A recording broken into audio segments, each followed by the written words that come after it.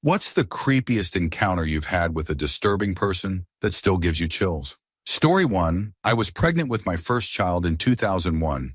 Right before my due date, I was obviously really pregnant. I was shopping in Walmart, and I started to notice this woman on every aisle I went on. I would guess she was in her mid-30s. When I went to the baby section to look at clothes, she started asking me questions. At first they were common, like about the gender. Then the questions started getting strange. Was I married? Did we have a house or an apartment? She commented on my accent and was curious if we had anyone in the area. I am from Michigan and was stationed in Florida, visiting for the birth. Just kind of odd. I was young, 20, but I was married, and my husband and I were both active duty, living off base in a rental house. I just told her yes, we were excited, and to have a good rest of her day. She then started actually following me, telling me her husband was outside the store and they could help me take my groceries to my house. That's when I got really nervous. I told her I was fine, thanks, that my husband was home and could help me. She then told me they had a big truck and that she would buy me a large baby item.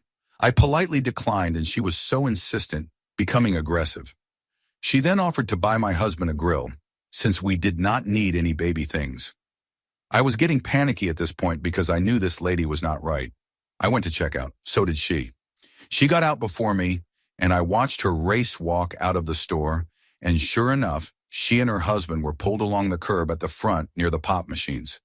They were in a beat-up old yellow box truck. Husband rolls down the window and says, "We would be happy to help you with that." I again declined and went to my car. Loaded up and watched for a minute. They did not move, just watched me. As soon as I pulled out, they did too. I hauled ass out of there, and they were only behind me for a minute or two. I still drove around crying for about 30 minutes, making sure they were gone, before I had to pee and needed to go home. I am now 44, and that is the first and one of just a few times that I have felt that level of fear in my life. Story 2. When I lived in a rental property on the west side of Albuquerque many moons ago, I had a census taker knock on my door. Okay, fine. I guess someone needs to do it. He asked me how many people lived in the home, how long I had been there, etc. Then he asked for my social security number as well as my wife's. No. I do not give my social security number to anyone except the Internal Revenue Service dude. He said, "It is the law. You have to provide me with it." No, I absolutely do not. Now please leave. Him. I will be back tomorrow. Sure enough, he shows up the next day banging on my door and yelling from outside, "I know you are home. I know you're in there. I will be back tomorrow."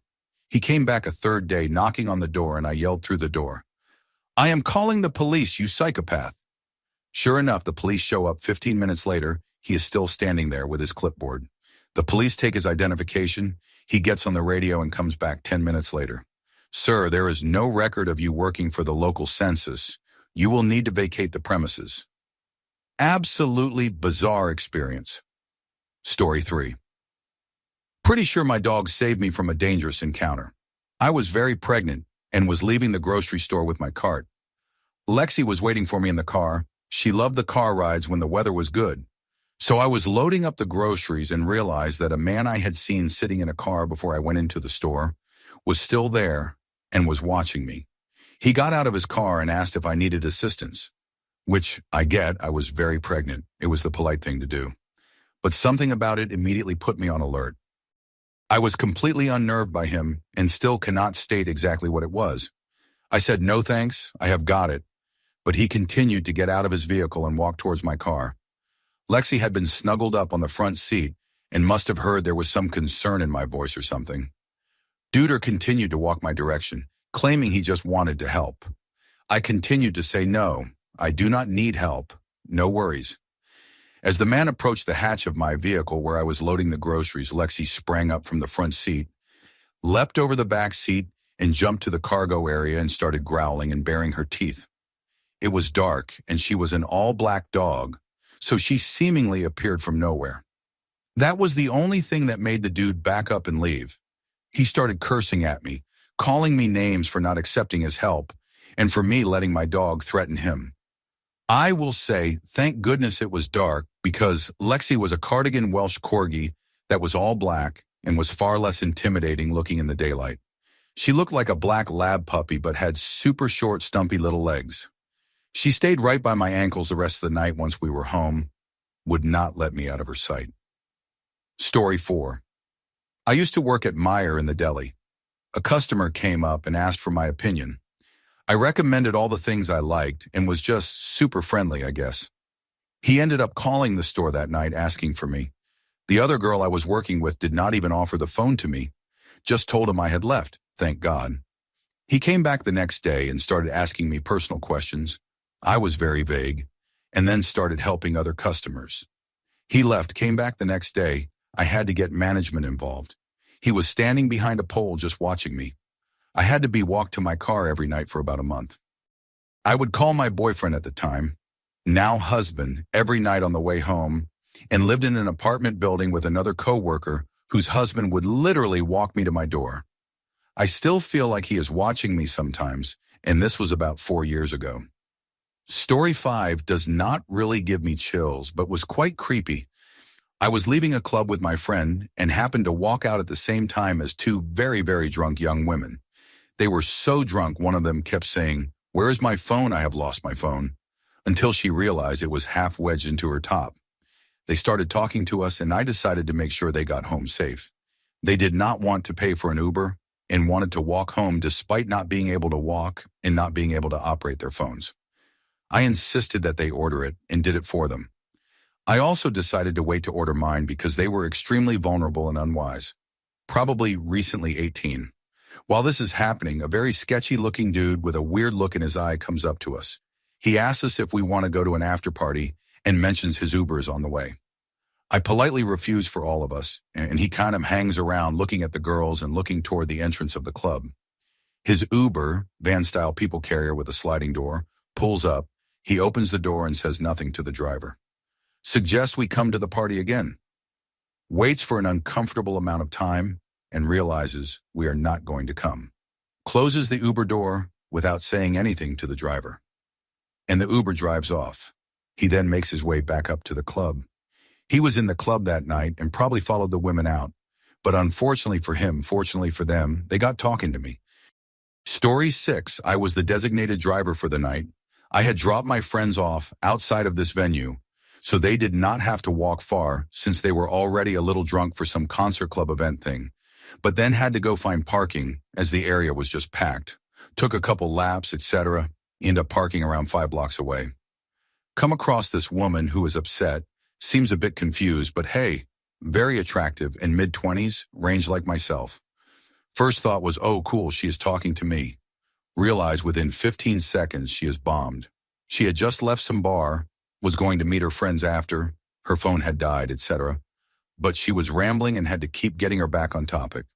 Ended up finally getting the number of a trusted guy friend out of her.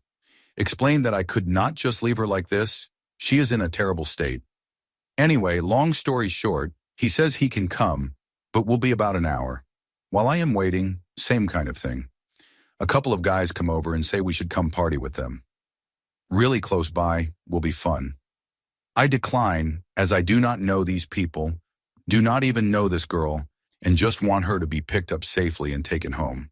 They kept pushing, were trying to suggest that maybe just she should come, were sketching me out, and I raised my voice enough to hear I was annoyed and told them that neither of us are going with you. Could not have taken them, but this is a really busy bar street in my town and people everywhere on a Saturday night. They eventually leave. Her guy friend shows up, loads her into the taxi, says thanks, and she presumably gets home safe. I am 95% sure they roofied her and followed her. Story 7. In July of 2006, I, now 44 female, was attacked while jogging on a bike path that butted up against a large university campus in the Midwest. I was just nearing the end of a 5-mile run when it happened. The path had looped around a wooded area and lake in an oval shape. I had seen the guy at the beginning of my jog, but thought nothing of it, so I can only conclude that he had waited in the adjacent woods for me to loop back around. After he attacked me and threw me to the ground, he had attempted to suffocate me and move me up into the wooded area. After a very short period of time, by sheer good fortune, another man came along the path and pulled the guy off me, and my attacker fled. The cops were immediately called and my attacker was later apprehended. The guy ended up being convicted of kidnapping for forcibly moving my body against my will, and attempted rape, and served 3.5 years in prison out of an 8-year sentence. He had had previous convictions for armed robbery and assault. Story 8. I was a registered massage therapist for 7 years and had just opened my own practice. I was renting space at a clinic and there were other practitioners who would often refer clients for other services. One of the naturopathic doctor's clients asked her for my work schedule because he was wanting to book a massage. This happened to be the same man who would stare at me in such a way from the waiting area that I would have to close my office door. After receiving my contact details, he called me directly while I was at home with my partner and began asking me questions like if I were single or if I have a husband and when do I work alone, because that is when he would prefer to come for his appointment. This automatically gave me bad vibes, so I told him I am never alone, false, and that I was actually booking quite far out in my calendar, so he would be better off booking elsewhere. I thought this had deterred him. However, the next time he was at the clinic, he booked in with me via the receptionist. He came into my treatment room while I was doing notes, shut the door behind him, and demanded I write my hours down on one of my business cards so he could cross-examine them in person with those of the clinic. I told him I was in the middle of notes and if he were really this interested in knowing my schedule, that he could look at my website. He then told me he had scheduled an appointment with me for the following week and that he was so excited. He was giddy when he was saying this, and I started to freeze. I got up from my desk to walk him towards the door, but instead he took a step towards me and started trying to make out with me. He told me I am just so beautiful that he could not believe he had gotten an appointment with me. That is when I realized this man thought I was a sex worker and that this clinic was a massage parlor. I panicked, but not before he began running his hands all over my body and tried pinning me to my massage table. I managed to fight him off of me, and he exited the room so nonchalantly, telling me to have a good day and that, again, he was so excited for our appointment. From here, I called the police. I explained to them what had happened. They instructed me to keep his scheduled appointment, and they showed up and arrested him right outside my office door. He was charged and found guilty of sexually assaulting me. Before his arrest, he was calling me multiple times each night and just breathing heavily into the phone. I was able to get a restraining order from him, and just as quickly as he entered my life, he was gone. I did find out from the police officer working my case that this man owned a nail salon. So the police suspected there was forced sex work happening there with the nail techs who were immigrants and relying on this man for their work permits. I am not sure what came of that, but he and his wife still operate their nail salon in a local mall. Story 9. I was either late 12 or had just turned 13, cannot remember, but my birthday is in winter, and that is when this happened. And I was walking to school. The school was about a mile from my house, so it was a decent walk. It was snowy as hell outside, and suddenly a van pulled up in front of me and parked off to the side of the road. I immediately stopped walking because I am very suspicious of people. A woman got out of the van and asked me if I wanted a ride because it was so cold out.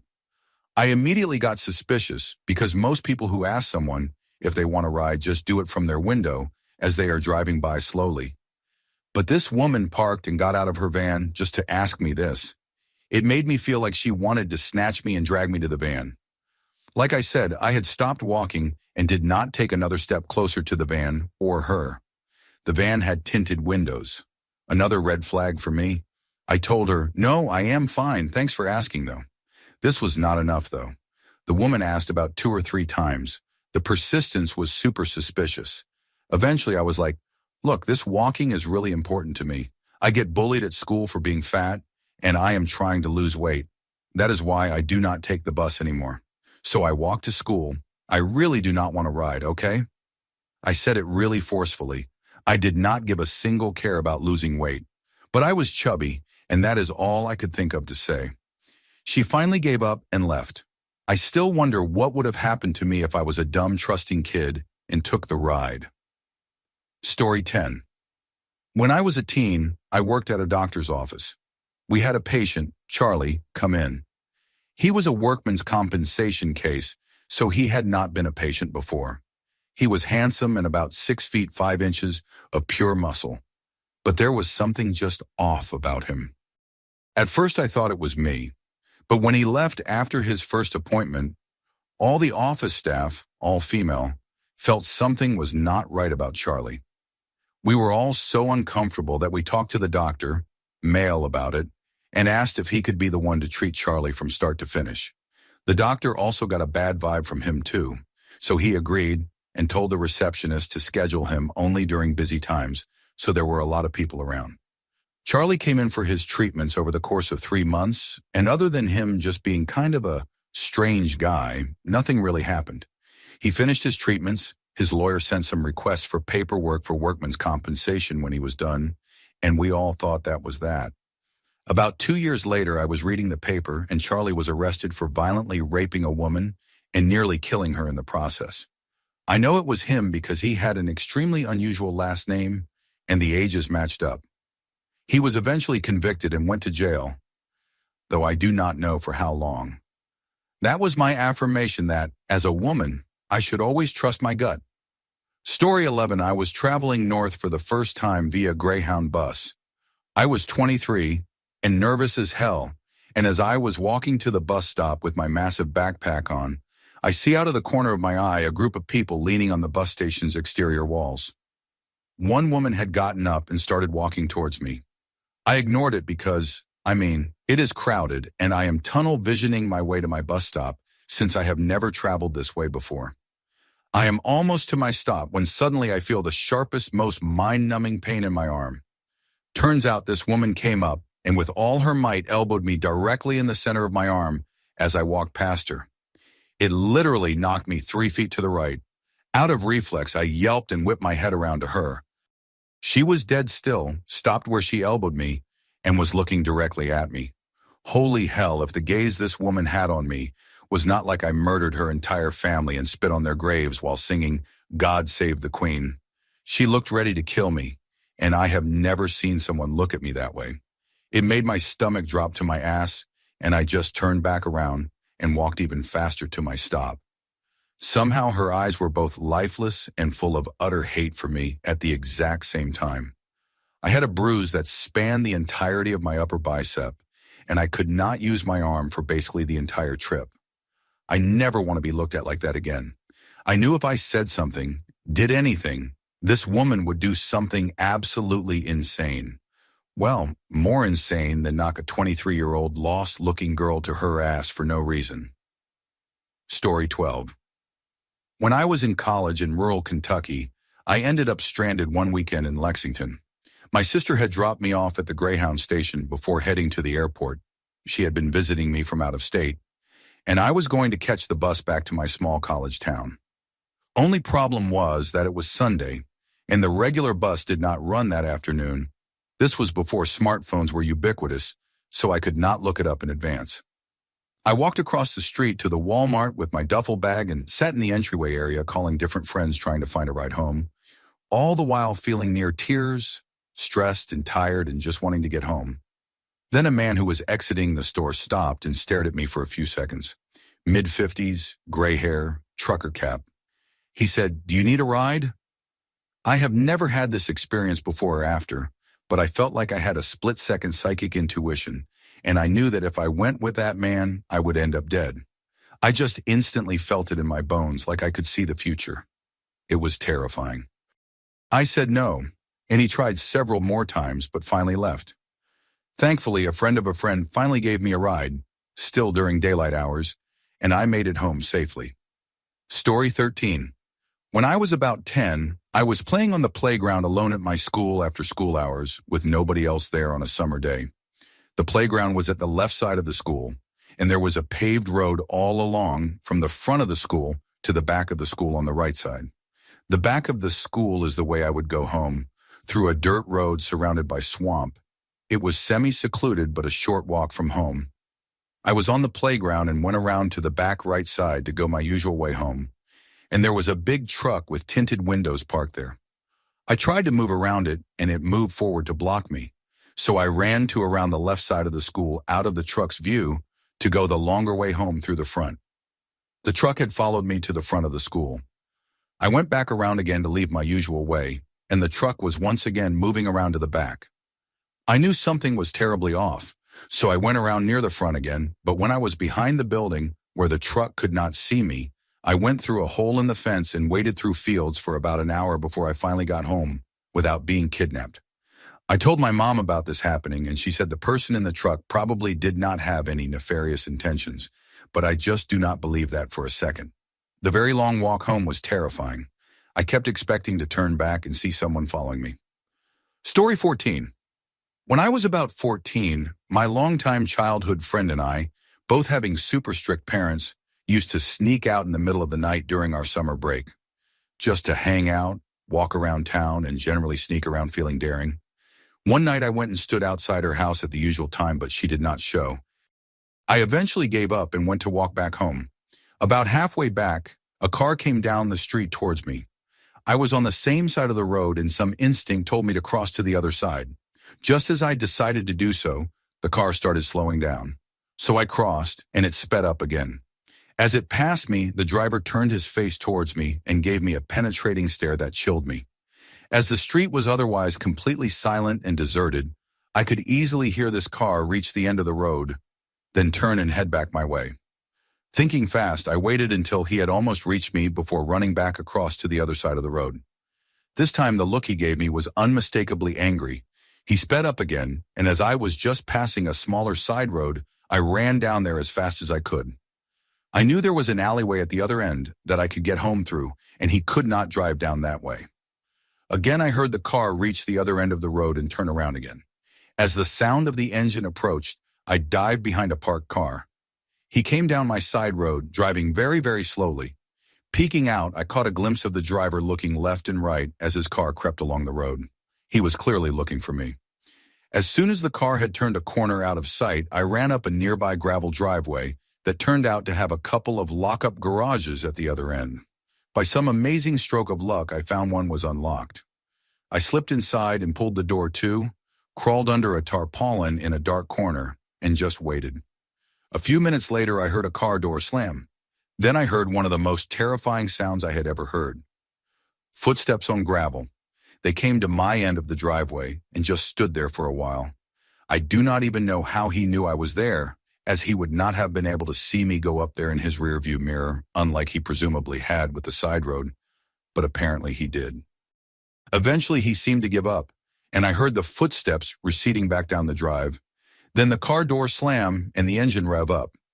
I have no clue how long I stayed there under that tarp in the pitch dark with my legs cramping up, but it felt like forever. It was morning by the time I got home. This was almost 30 years ago, but I can still feel those chills. Story 15. A lifetime ago, when we used to hitchhike to the beach, my girlfriend and I got into a limo who stopped to pick us up on Queens Boulevard. It was older and not really great looking, but we did not think anything of it. We were excited to get a ride in a big comfy car. We were 15. We pile in the back, and the dude says, "Hello, and where are we going?" We tell him Rockaway, and he says, "Holy hell, I am headed there now." To our credit, we both looked at each other like that sounded off. Usually you would get a ride only halfway, because it is kind of a big right turn off that route. We started noticing that the guy was really dirty. Then I noticed that the door handles in the back were missing. I was big for my age and super long hair, almost to my waist. I looked a lot older than I was. I basically told the guy if he did not let us out at the next light, I would come through the partition and beat his ass to a pulp.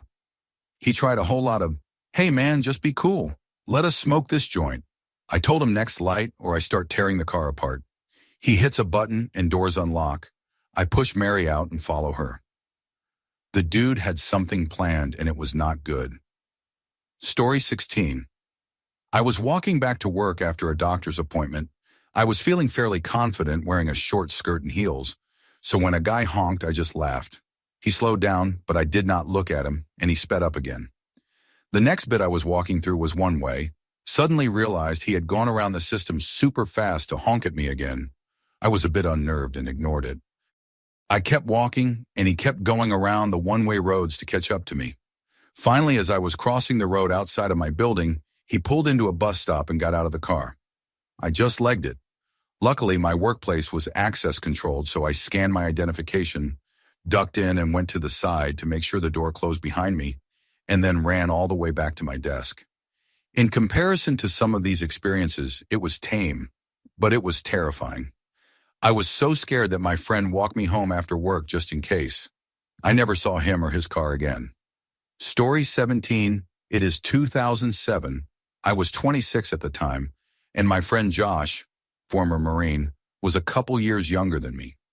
We went to St. Louis to catch a Rams game for his birthday, then wandered down to the Lacledes landing to bar hop. In the early morning hours, we end up at this weird underground bar with fake torches for lights on the wall, almost has a dungeon feel. There is a guy there that attempts to befriend us. He is overly friendly. We are pretty drunk and he keeps trying to get us to leave the bar and come hang out with him. He was very insistent and became upset when we initially would not go. I just remember having an unnerving feeling the whole time. He had dark eyes and dark hair, and he just creeped me out, which was weird because I was a firefighter at the time and in shape. We act like we are going to go with him, much to his pleasure, and then disappear into the crowd, quickly leaving and walking back to our hotel.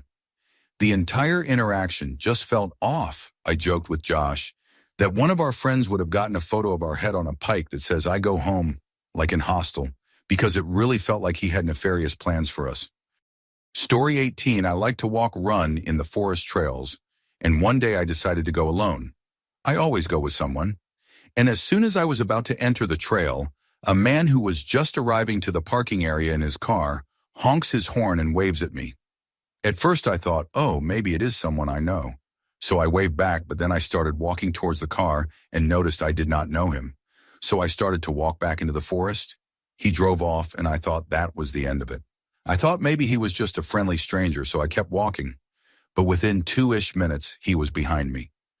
Then he started to walk next to me and talking to me. He was thin, long, unkempt hair, and overall he just scared me. He had a big tote bag hung from one shoulder and his opposite arm inside the bag. He said, "Yeah, I just came to walk with my cat. She is inside my bag. She loves coming here." At this point, I had stopped walking, and we were just standing in the trail facing each other. The whole time he talked to me, he kept coming closer and closer to me. I did not realize just how much we had traveled until I noticed I was not on the cement trail anymore. I was on the actual forest grass, really close to the trees. He kept asking if he could walk with me or if I wanted to go with him. That, coupled with him continuing to get closer to me and also with his arm inside the bag, like he was going to pull something out, really began to freak me out. And I began to get really anxious and nervous. And I know he could tell. But that did not stop him. Any normal person would have sensed the discomfort and left me alone. I told him I had to go and started to take steps backwards to the entrance of the trail, where I had just come from. I decided I was not going to keep going and was just going to go back to my car. He kept walking towards me as I was walking away, telling, "Oh, why? Do you have a husband? Or what else do you have to do?" I am not sure what his intentions were, but I am convinced that if it were not for the fact that there were so many bicyclists passing by that day, he would have done something to me. Story 19. When I was in 3rd grade, I was on a local community service soccer team, and normally parents would be acting as coach and assistant coach, but the parent who did the assistant coach position was sick that day, so Community Service Center sent a random middle-aged woman to act as assistant coach for that game. Well, it also happened to be my best friend at the times. I will call her Millie for this. Birthday that day, and so she was having a sleepover party after the game, and the whole team was invited. So we were all being normal little girls, being super excited and talking nonstop about the sleepover at Millie's. And it was about halfway through the game when the assistant coach lady called me over by name, and my instincts instantly knew something was off because my stomach dropped. I went over to her reluctantly and stood a couple feet away, but she wiggled her finger to motion me closer to her. She said closer again until I leaned in enough. Then she said, "Hey, I just wanted you to know that I am Millie's mom, so you will be coming home with me today after the game. As soon as the game is over, come right with me to my car. Do not stop to talk to anyone." I got such bad vibes, so I clung close to Millie for the rest of the game, and then as it ended, I said, "Millie, I will explain later, but after the game, let us run to your mom's car, okay?" and thankfully she did not question me, and we rocketed to her mom's car as soon as the final whistle rang out. And I think up till that point I had retained some hope because I did not think adults would just lie like that.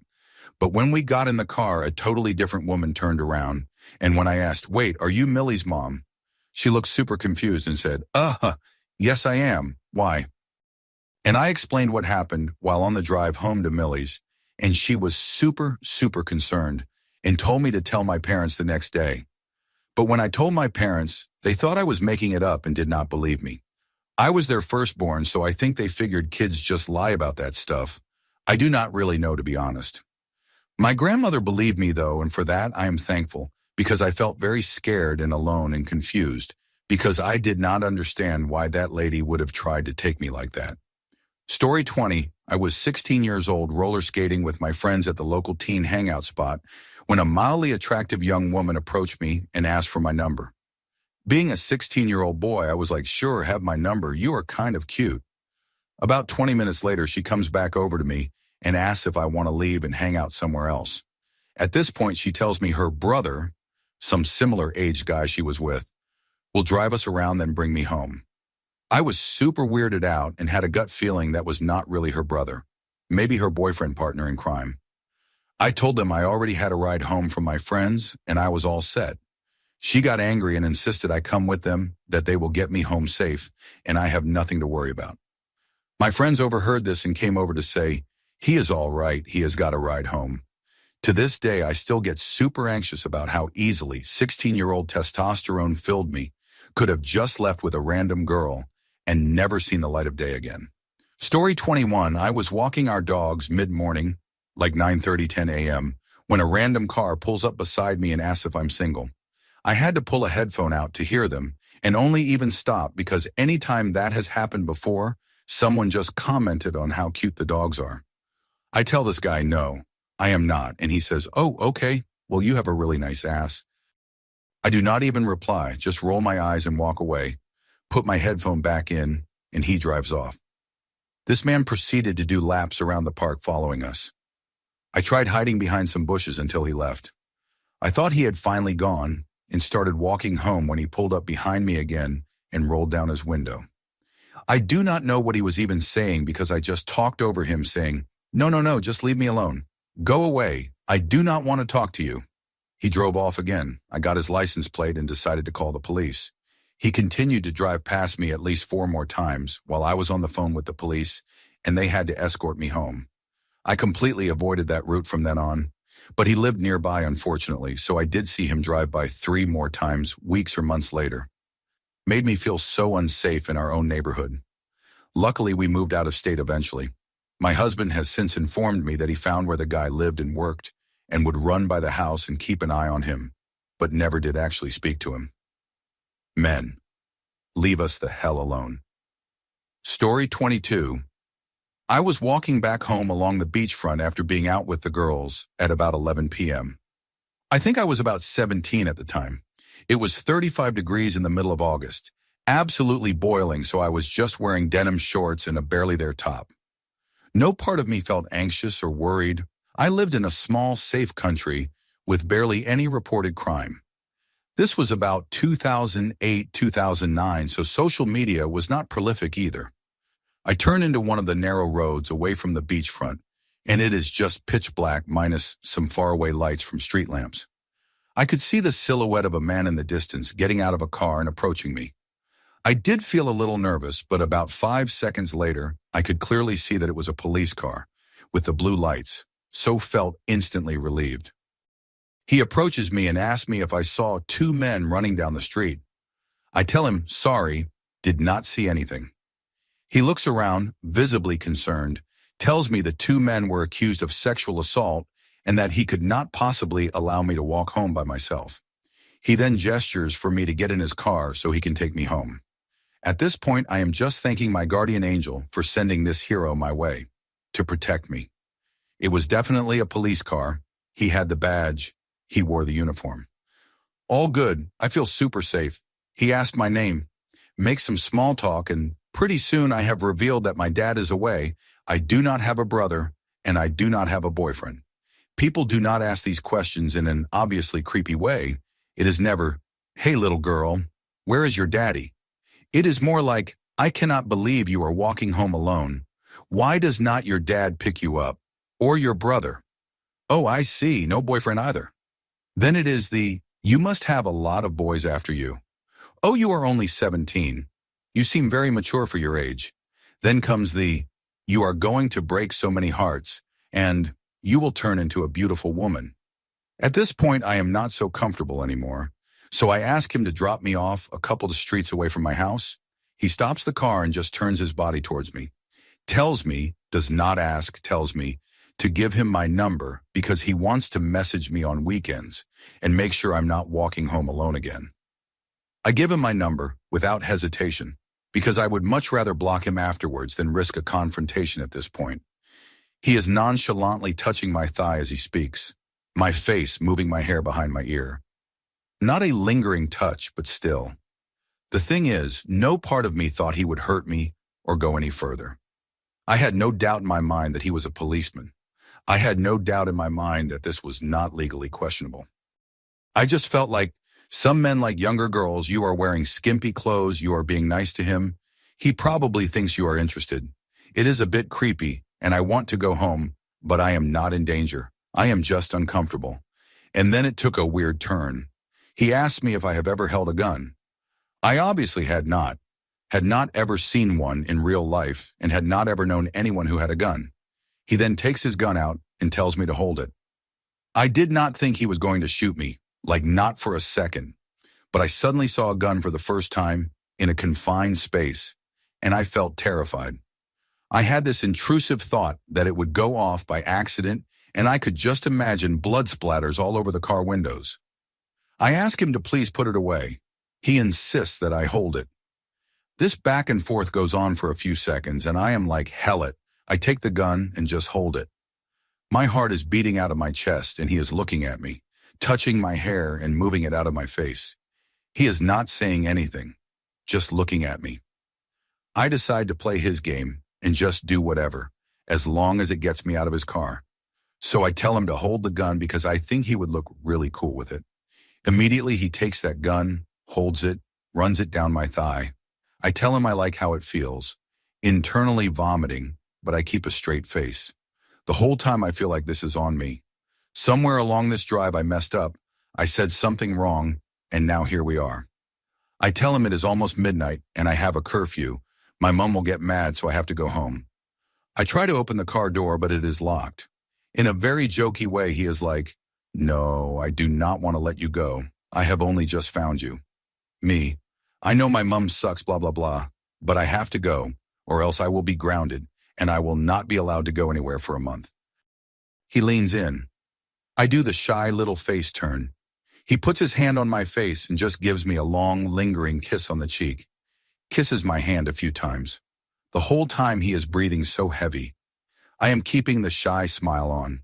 He unlocks the car, tells me he will see me tomorrow, and I am like, yes, of course. I get out of his car, turn the corner, and run. I do not know if he saw. He texted me pretty much straight away. "I will not stop thinking about you until I see you again." I block, delete. Never told my mom. Never thought to report him. Just had this heavy feeling of guilt in my chest, like if anyone found out, they would judge me. Took a good 2-3 years to look back at that and realize how stupid I was to have felt guilty. I had changed my phone by that time, but if I had his number, would have reported him to every authority imaginable. Story 23, I was like 15 with 2 of my friends, and we snuck out in the middle of the night to meet a boy in a neighboring neighborhood. We lived in suburbs, so you could very easily just wander down back roads lined with houses or go into developments. We were walking on the side of the road and there were no cars as it was so late. This old car came speeding down and started to slow down, then swerved into the front yard off driveway of the house that we were standing next to. He got out of the car, clearly messed up, and started charging at us.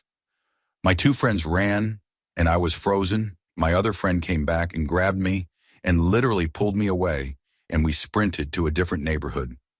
Then we hid in the bushes next to the front door of a different house, and I kept begging my friends to let me ring their doorbell for help. Then that car kept slowly creeping back and forth down the road in front of the house we were at, clearly trying to look for us. Story 24, I had a guy I did not know approach me at a restaurant bar when I was out with a group of friends. Of course, generally that is okay to do, but what he said to me really creeped me out. He looked at me very intensely and said, "I know who you are. I know everything about you. I know the truth." I was really weirded out and felt like he was watching me for the remainder of me being there. I actually snuck out the side exit because I got such a weird vibe from him and thought he might follow me. Another time, I was driving home from visiting my hometown about an hour away, and apparently I did something to upset a driver on the road. They proceeded to tailgate me, switch lanes when I switched, speed up and slow down, and change lanes to be in sync next to me. It was nighttime, which kind of made it worse. They did this road terrorizing for miles. Finally, I called the highway patrol because I was so scared that they might try to hit me, drive me off the road, or follow me home. Of course, a mile or two after I called highway patrol, the car exited. I felt so relieved. Story 25. It was a sunny Sunday. We slept until like 8 a.m., opened the front door, and let the dogs out to sniff around the garden and pee. I cooked coffee in the kitchen, still in my pajamas, and chatted with my husband. Right when I was pouring the hot water over the coffee powder in the French press, we heard our eldest dog bark like crazy. Then we heard the garden gate.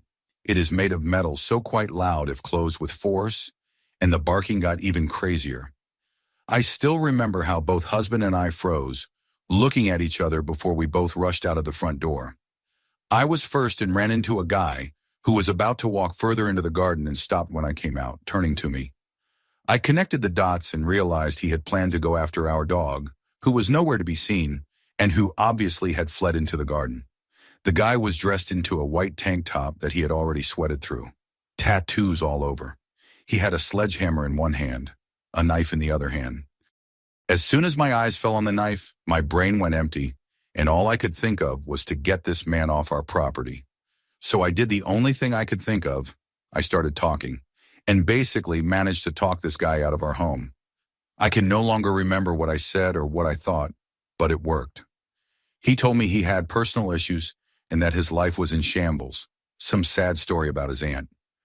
As soon as he was out of the garden gate and went his way, my husband called the cops. He tried to flee, but one of their dogs caught him. We learned later that he was full on drugs. Later, we discovered that he had already hit our dog at least once with the sledgehammer. That is why our sweet, protective baby fled into the garden. The vet said that if the guy had hit one of our smaller dogs that day, they would have been dead. But our eldest dog had like 80 pounds and was lucky that he was only hit between rib cage and hip. So fleshy area. My husband later told me that he had been terrified of me getting killed. Because I was so close, he saw no safe way to intervene and get me out of the way without the man losing it completely. Throughout that day, I was in a strange disbelief, as if I narrated a story. The next day, I snapped. I suddenly realized how freaking dangerous the whole incident had been and could not stop crying. Also, it took me years to again feel safe at home, and to this day, I have a strange feeling when opening the front door for the dogs. Story 26, I used to always shop at this one Target years ago, and I started to notice a man that seemed to always be in the store, in the same aisles as me every single time. Then I started to see him at other places. I would be at the last trip to Target.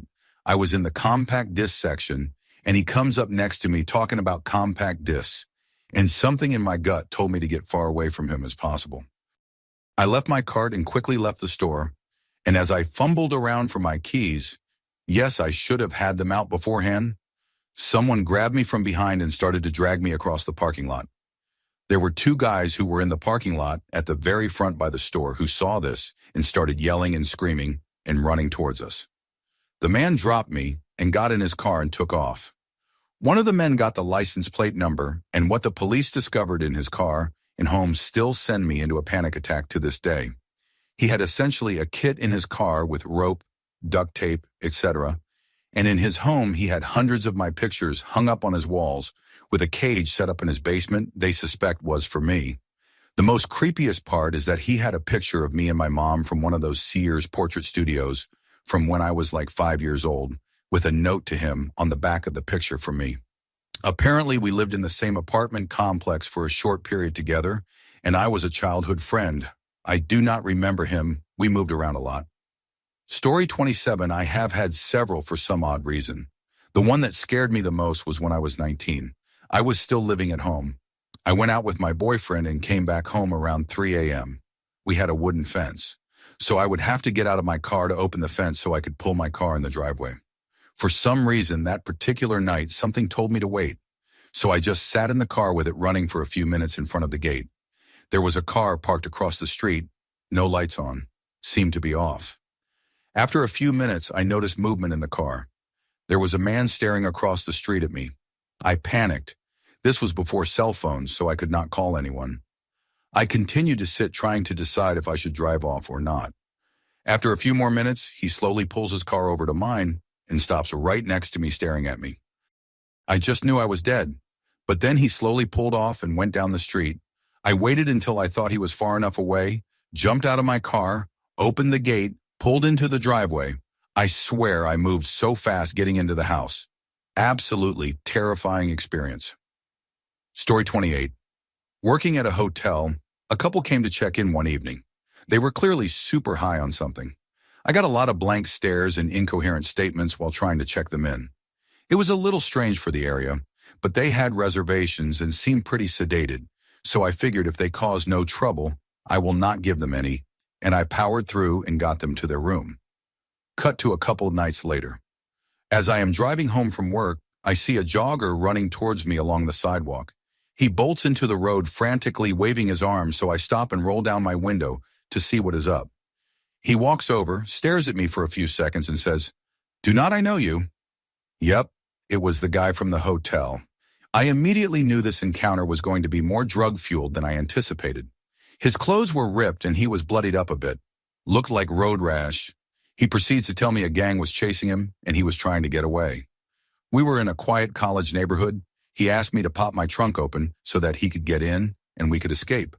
I was not super up for that, so I told him I would call the cops for him and get some help to him. He responded by reaching into my car and grabbing at stuff me, so I freaked out and floored it. He latched on to anything he could hold as I sped up, so I started doing some swerve maneuvers, and eventually he fell off.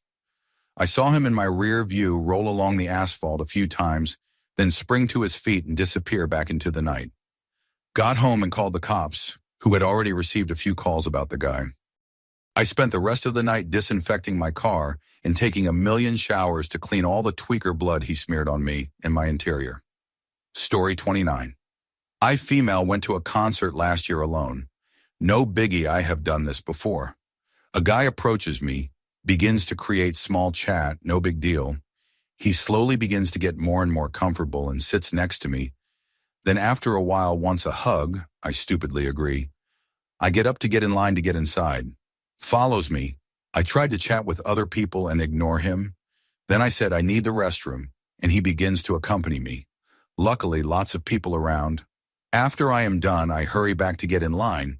He gets annoyed I did not wait for him outside the bathroom. He then says he goes to get something to eat. I am so relieved since he is giving me the creeps and alarm bells are ringing. I move to another line and do not see him. Very relieved. Then once inside the venue, he approaches me again, and I am at the point where I'm absolutely terrified. The concert ends and wants to say bye, and I just hurriedly leave the venue, bolt from my car. I have never ever met someone that made me feel so terrified and scared. It is like when they tell you you have met a psychopath. Yep, this still creeps me the fuck out to this day. I was so thankful I was around thousands of people and was never alone with him. Story 30. Years back, me and a friend went into a pub we used to go to. It was a bit of a locals pub, mostly old men and a few younger chaps like us at the time that enjoyed a decent ale or good food. There was a stranger at the bar, which was quite odd in itself in this pub, but it was quite a small town. Even if you did not know everyone, you would usually seen them before. Once we got to the bar, he was clearly being inappropriate toward the bar staff. She was a young Polish girl, very pretty but quite timid, and he was making her very uncomfortable. We told him it was not on and asked if she was okay. She said she was, or offered subtle to throw him out if she wanted him gone. She insisted she did not want the fuss though. We sat down with our beers. Less than 10 minutes after we had warned him, one of the old boys was having a massive go at him, demanding he apologize to the bar staff. He got aggressive towards the old man. Me and my friend got up and intervened just in time, as this stranger raised his hand to hit the old man. We dragged him outside and told him not to come back, went back in and apologized for the fuss to the barmaid. She was, despite her earlier insistence, grateful. Most of the chaps in there put several drinks in behind the bar for me and my mate. However, about 45 minutes later, a regular came in and made a comment about someone outside. The barmaid flicked the closed-circuit television to the outside camera, and this guy was back, just stood there staring up at the camera. She was shaken by this. We offered to move him on. She said she was sure he would go in a minute.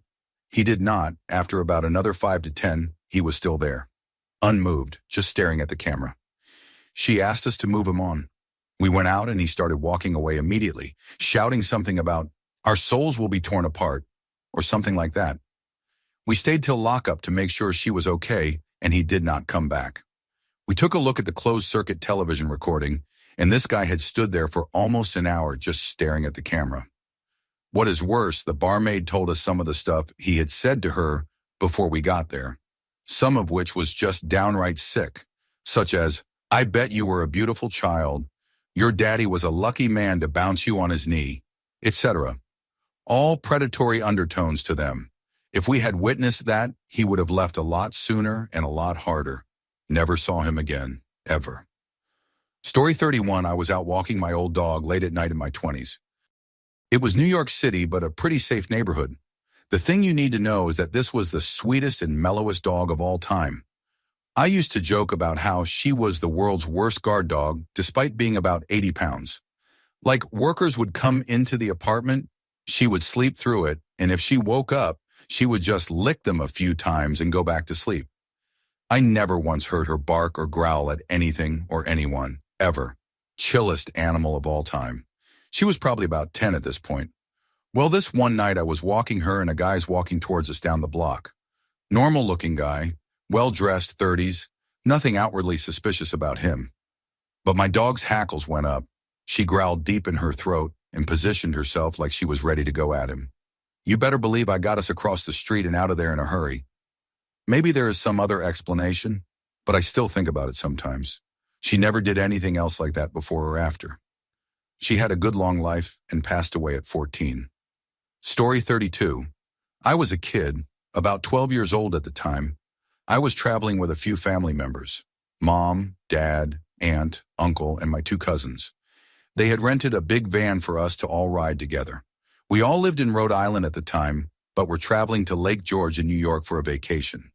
About halfway through our drive up there, we stopped to get some pizza. It was a totally random pizza place in a completely random town. I do not remember where exactly. I remember I started to get queasy from car sickness, and the adults decided that we should stop to eat since it was halfway point anyway. For extra context, I had never been there before in my life.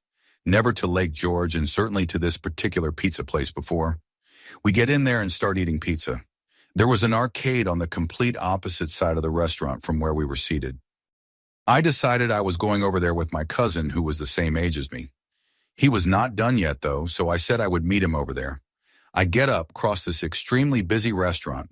It was really noisy, and even if I had been talking to someone at the time, no one nearby would have been able to discern or make out anything. So right as I am entering the arcade area, this little girl, probably 7 or 8 years old, walks straight up to me from the crowd. She looked just like the little girl from the Poltergeist movie. Long, pale blonde hair and blue eyes. I also remember she was wearing a light-colored sundress. She stopped right in front of me, looked me dead in the eye and clearly said, "Hi," my real first name. I stared at her dumbfounded. I had no idea who this kid was. She took off right after she said it. I tried to find her afterwards to point her out to my family members. None of them believed me except for my cousin. But we could not find her. It still bugs me how this kid in a totally random town, in a totally random place, somehow knew my name. Story 33. I went on a girls' trip to Orlando, Florida back in 2017. We had taken an Uber from our hotel so we could have a few drinks.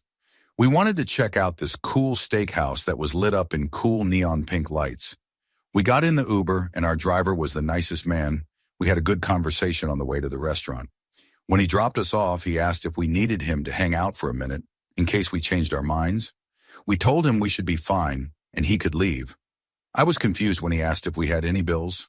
We get inside, and it is a strip club. Laugh out loud. The guy at the counter would not let us inside because we were not being accompanied by a male. No problem. We did not want to stay anyways. We decided to go wait outside and get another Uber. I cannot remember what we were all wearing that night, but I know it was the crop top Charlotte Russe fashion era. If you know, you know. A man approached us asking if we needed a ride, claiming he was a taxi driver. I did not buy it. He was driving an older Toyota Corolla. He kept asking where we were going and became persistent that he give us a ride. We had all declined at least twice, and he just would not leave us alone. Two men were walking up to the main entrance and saw what was going on and stayed with us until our other Uber came. I often wonder what this guy wanted. Trafficking is all I can think of, but I am thankful these men stayed with us until our ride came. I never caught their name, but if you were at Rachel's Steakhouse in May of 2017, and this was you, thank you. Story 34, I have always looked younger than I am. I think just because I dress very exuberantly and my body language is odd.